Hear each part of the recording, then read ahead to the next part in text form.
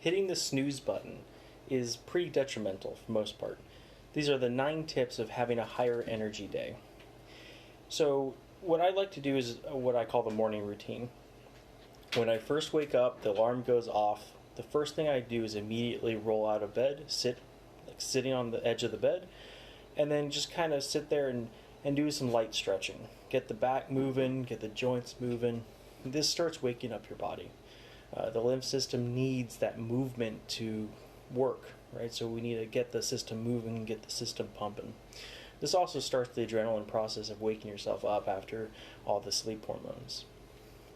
Number 2 is go up and open the curtains. If it's too early and the light's not out yet, if you have a light box or some kind of bright light, that could also substitute.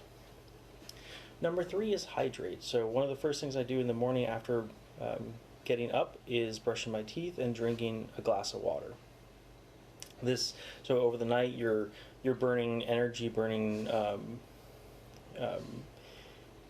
all these toxins start building up in your body, and you need to flush them out. So getting that initial water, you're getting dehydrated. It helps just kind of start the day flushing things out. And then I usually do either 10 push-ups, 10 sit-ups, 10 jumping jacks, just something to really kind of get the energy flowing. And then what I'll usually do is follow that up with a longer workout afterwards. And then shower. When you're showering, instead of hot water, make it nice and cold. That sends all the blood to all of your organs in the body, and it just instantly will snap you awake. Really refreshing. So it'll probably cause a lot of people some stress at first, but you got to will it. Like once you get that, oh, it's gonna be cold, just go, right? Because that hesitation, we're training our mind and training our body to say, go, move, action, right? The brain is all about defense. It's all about, hey, that's probably going to hurt me. That's going to cause pain. But there's so much things in life that are slightly painful that are actually really beneficial, like taking a cold shower. It's training the body's resistance into action. So whenever you feel that resistance, just go. Mel Robbins talks about the 5-second rule. So she says never go longer than 5 seconds without making a decision. Number 6 is a priming. This is probably the most important piece, at least for my mind, for my situation, because priming is all about getting your emotions into a state where you're always happy, where you're always productive. We're going to drop into negative states. I mean, that's inevitable. But the key is within 90 seconds, switching your state into something that is positive, into something that is powerful. So the priming helps us get there by practicing the emotional fortitude of getting into those good states. So what do I mean by priming?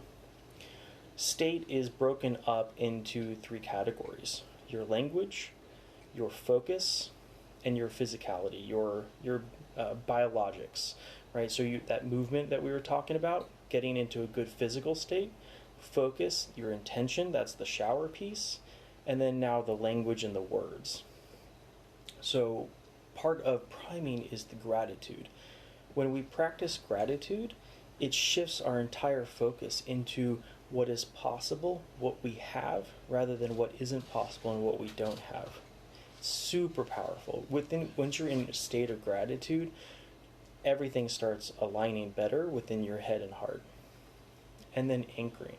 As we're bringing up these emotions of gratitude, we're going to be taking them and really solidifying it within our body so we can always go back to that place, because we have the resources within inside us, but the mind likes to focus on all the danger and all the negative and all the things that really aren't important, but it's very good for fixing things, right? But sometimes things just need to go back to the heart center.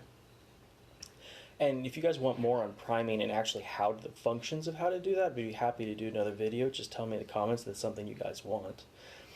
And then number 7 is lemon juice. It kind of just jump starts the system, our digestive process, and lemon juice is acidic by nature, but when it breaks down, it's also very alkaline. And our body needs to be a little bit alkaline to function properly. So I combine that with 1 lemon, 16 ounces of water, also great for hydration. And I follow that up with 4 celery sticks. I have a juicer, I juice it out and then add whatever's not full enough, and I add it with water to get to 16 ounces.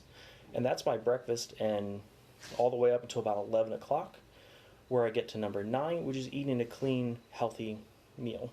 I usually do a pretty light lunch, but I try to make it very whole, right? So anything that's not in a pre-processed form. So fresh vegetables, fresh fruit, things of that nature. And I typically do no meat for lunch, sometimes meat for dinner. If you would like to learn more about this process, I'd happy to do one-on-one coaching with you. Send me a message, and we'll see you guys later.